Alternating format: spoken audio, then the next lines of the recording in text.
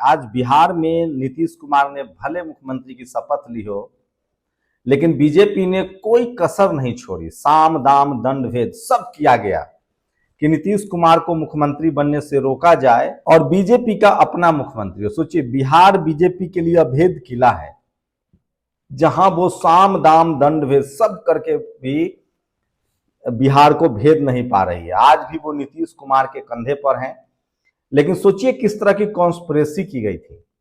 अगर नीतीश कुमार 5 सीट और कम रह जाते और बीजेपी 5 सीट और बड़ी ऊपर हो जाती तो नीतीश कुमार की सरकार नहीं बन पाती। यह सच्चाई है।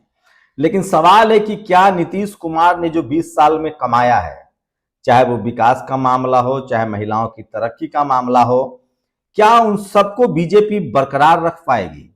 इस बार का मंत्रिमंडल आप देखेंगे तो लगता है कि ये नीतीश कुमार का मंत्रिमंडल नहीं है, बल्कि बीजेपी का मंत्रिमंडल है।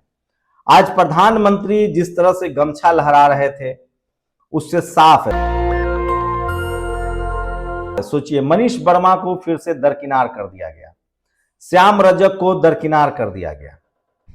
उसके बाद जनक राम जी को, जिनको जनक चमार के नाम से भी आप जानते हैं, उनको दरकिनार कर दिया गया। बीजेपी में खुद कृष्ण कुमार मंटू, जो बड़े तेज तरार युवा नेता हैं, उनको दरकिनार कर दिया गया है। लेकिन बीजेपी के वो सारे मंत्री फिर से रीटेक किए गए हैं।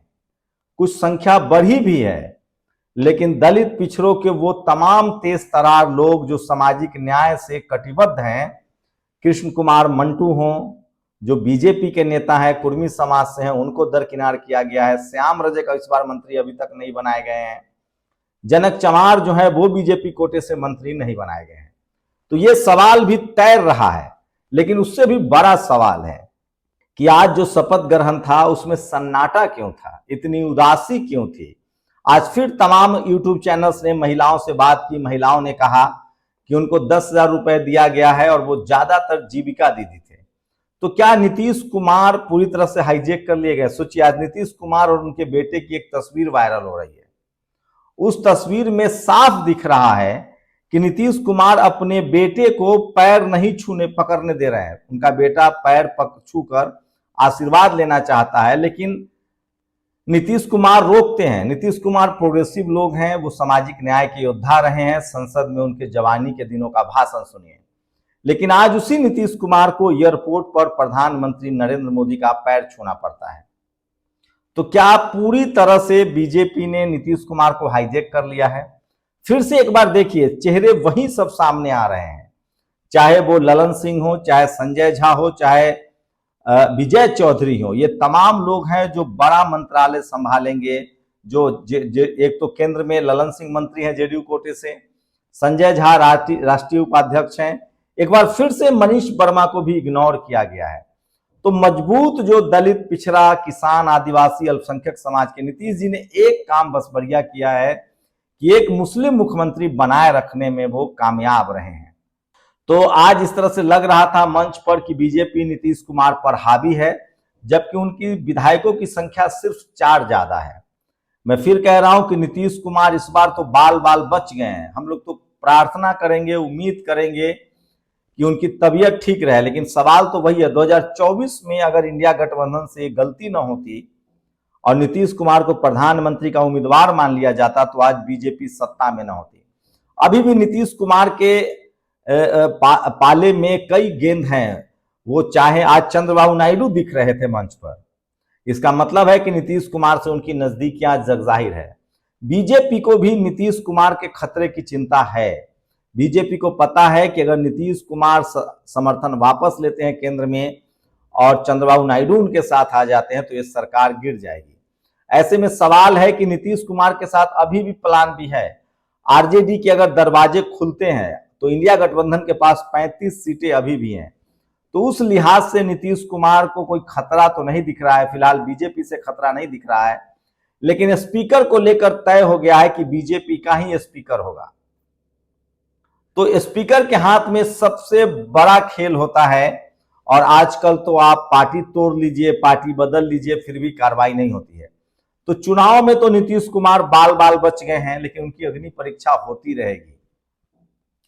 मंत्रालयों का बंटवारा होने दीजिए, देखा जाएगा कि पिछली बार तो नीतीश कुमार 42 पर बैटिंग कर रहे थे, बीजेपी का मंत्रिमंडल में दबदबा था।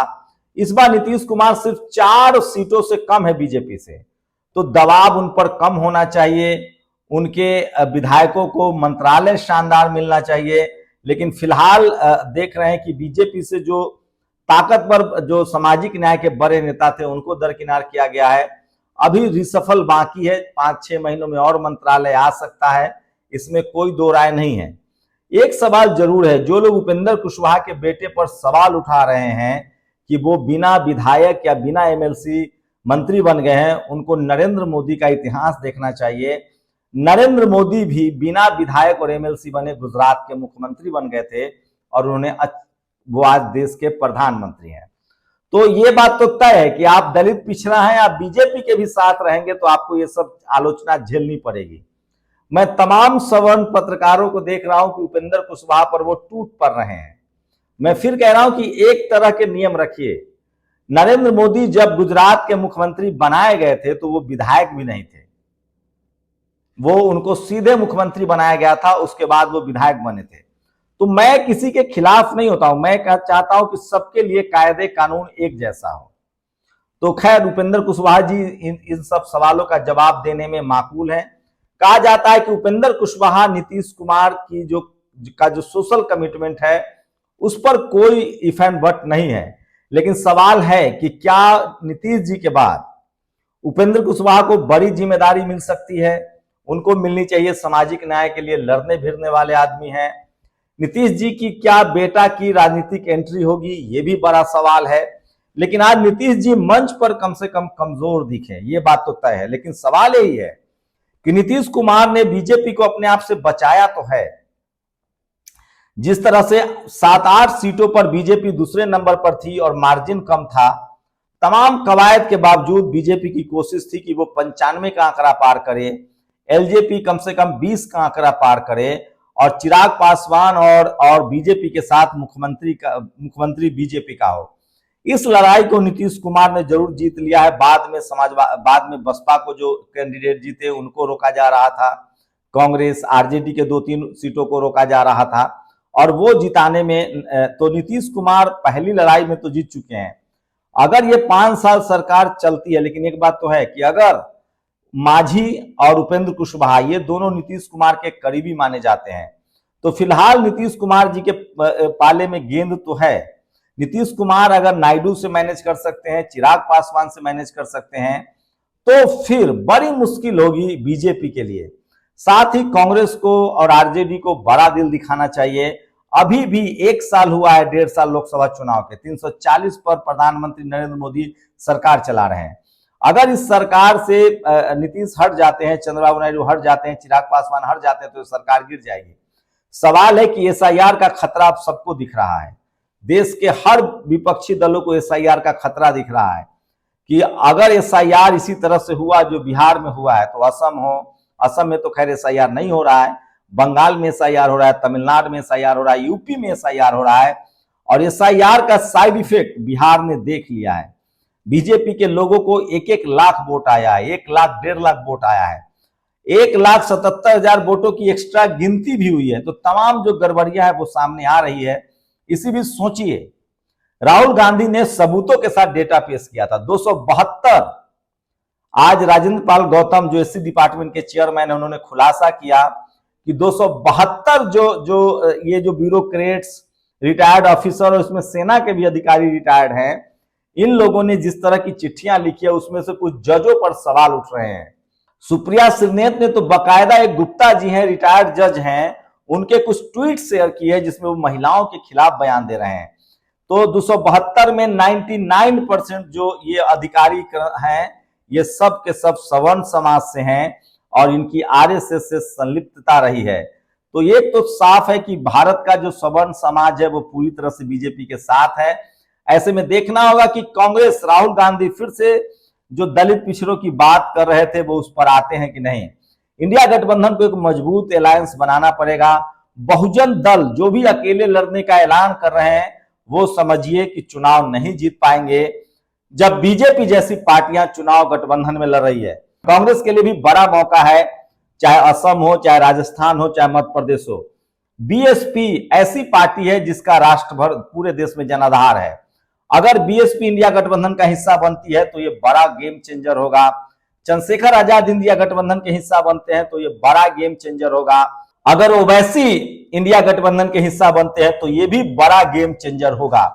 तो विपक्षी दलों को और खासकर इंडिया गठबंधन को अपना दिल बड़ा करना होगा, चाहे मायावती जी हो, चाहे चंद्रशेखर हो, चाहे ओवैसी हो, इन लोगों को अपने साथ लेना पड़ेगा, नहीं तो ये लड़ाई मुश्किल हो जाएगी। अगर पश्चिम बंगाल में कांग्रेस, लेफ्ट और ममता बनर्जी एक साथ नहीं आते हैं तो शायद ममता बनर्जी अपने आप को बचा पाए। बिहार में जैसे तैसे नीतीश कुमार ने गठबंधन में रहते हुए खुद को बचा लिया है, ऐसे में एसआईआर के बाद ममता बनर्जी खुद को बचा पाए, ये बड़ी मुश्किल बात होगी। मैं फिर कह रहा हूं, मायावती जी का एक राष्ट्रव्यापी असर है, देश भर में उनके कैडर वोट हैं, उनको इंडिया गठबंधन का हिस्सा रखना चाहिए। यूपी में अखिलेश यादव, मायावती जी, तमाम बहुजन लीडरशिप को समझना पड़ेगा, और अगर वो नहीं समझेंगे तो उनका निजी अहंकार, निजी स्वार्थ बहुजन समाज को ले डूबेगा। और बीजेपी जिस तेजी से, आरएसएस जिस तेजी से पैर पसार रही है, आने वाले समय में संविधान को खतरा है, सरकारी नौकरियां खत्म हो रही है, बहुजन समाज की मुश्किलें बढ़ सकती हैं। ये बड़ा सवाल है जो मैं आपको बता रहा हूं। और दलित पिछड़ों के पास सिर्फ वोट ही उनका एक अधिकार है। और सबसे बड़ी बात, जो वोट चोरी कर सकते हैं, जो पॉल्यूशन के आंकड़े बदल सकते हैं, जो लोग मेयर के चुनाव में गड़बड़ी कर सकते हैं, जो कि सुप्रीम कोर्ट ने भी माना था, तो जो लोग इस देश में चपरासी के वैकेंसी में बेईमानी कर लेते हैं, वो इस देश के दलित पिछड़ों को चीफ मिनिस्टर और प्रधानमंत्री को लेकर है। इस देश के 90% जो दलित पिछड़े हैं, उनके पास वोट की ताकत ही है, बची हुई है। इस देश में 40 करोड़ लोग दलित पिछड़े, किसान, अल्पसंख्यक ऐसे हैं जो रेस से बाहर हैं। 80 करोड़ दलित पिछड़े किसान ऐसे हैं जो 5 किलो राशन पर जिंदा हैं। उसके बाद 15 करोड़ दलित पिछड़े किसान, आदिवासी, अल्पसंख्यक है जो सिस्टम के हिस्सा बने हैं, और वो भी बाहर किए जा सकते हैं। ऐसे में विपक्षी दलों को एक होना पड़ेगा। अभी पार्लियामेंट का सेशन चलेगा, एसआईआर पर बहस हो सकती है, लेकिन एक बात तो तय है कि जिस तरह से पूरा इकोसिस्टम, चपरासी से लेकर चीफ जस्टिस तक बीजेपी के साथ गठबंधन में है, जिस तरह से रिटायर्ड ब्यूरोक्रेट्स बीजेपी के साथ बने हुए हैं, उससे साफ है कि अगर विपक्षी दल, खासकर BSP, Sapa, Basapa, RJD, JDU, Congress, ये सब एकजुट नहीं होते हैं तो बीजेपी को हराना मुश्किल ही नहीं, नामुमकिन होगा। उसके बावजूद मैं कह रहा हूं, 2024 में वो मौका था, वो चूक गए। अभी भी मौका है, अगर नीतीश कुमार को प्रधानमंत्री मान लिया जाए या फिर मायावती जी को गठबंधन में लाया जाए, तो तमाम बहुजन नेताओं का, चाहे वो सपा हो, बसपा हो, आरजेडी हो, जेडीयू हो, जब बीजेपी नीतीश कुमार का सगा नहीं हुई, नीतीश कुमार को बीजेपी चाह रही थी कि उनको निपटा दे, वो कैसे कैसे बचे हैं नीतीश कुमार भी जानते हैं। लास्ट के 10 सीटें, 8 सीटें जो है नीतीश कुमार ने फेयर होने दिया। वो सीटें चाहते तो बीजेपी के हिस्से में चला जाता, उसको रोका गया है। तो नीतीश कुमार बाल बाल बच गए हैं। लेकिन मैं फिर कह रहा हूं, जो बीजेपी की रणनीति है, जो आरएसएस की रणनीति है, और जिस तरह से तमाम संवैधानिक संस्थाएं में बैठे जो जातिवादी, मनुवादी सोच के लोग हैं, वो जिस तरह से बीजेपी को फेवर कर रहे हैं, मैं बार बार कह रहा हूं, ये जाति प्रधान देश है। यहाँ आरएसएस की जो जाति है वही मीडिया की जाति है, जुडिशियरी की जाति है, ब्यूरोक्रेसी की जाति है, कॉलेज यूनिवर्सिटी में उनकी भरमार है। और रिटायर्ड लोग सोचिए, राहुल गांधी से सवाल पूछ रहे हैं कि आप चुनाव आयोग को बदनाम कर रहे हैं, जबकि चुनाव आयोग जो एसआईआर हो रहा है, जो एक घर में हजारों वोटर्स मिल रहे हैं, विदेश की लड़कियों के फोटो मिल रहे हैं, वो सारे मुद्दे पर कोई बात नहीं कर रहा है। और इस सबके लिए ज्यादा जिम्मेदार टीवी अखबार है। तो जब तक टीवी अखबार बीजेपी के साथ है, आरएसएस के साथ है, तो ये खबरें जब तक जनता के पास नहीं जाएगी, आम लोग टीवी अखबार पर निर्भर है। सोशल मीडिया का रीच धीरे धीरे बढ़ रहा है, लेकिन उसके बाद भी अभी लंबा समय लगेगा। लेकिन अभी के समय में जो भी विपक्षी दल बिना गठबंधन चुनाव लड़ता, यकीन मानिए कि उनकी रुचि बीजेपी को हराने में नहीं है, उनकी रुचि खुद को बचाने में हो सकती है, चाहे वो कोई भी दल हो। शुक्रिया। दस्तक की आपसे गुजारिश है कि अगर इसको बचाना चाहते हैं तो नेशनल दस्तक को सब्सक्राइब करने के लिए रेड कलर के सब्सक्राइब बटन को दबाएं, फिर बेल आइकन की घंटी दबाएं। नेशनल दस्तक को बचाने के लिए बहुत जरूरी है कि हर खबर को शेयर करें, लाइक करें, कमेंट जरूर करें।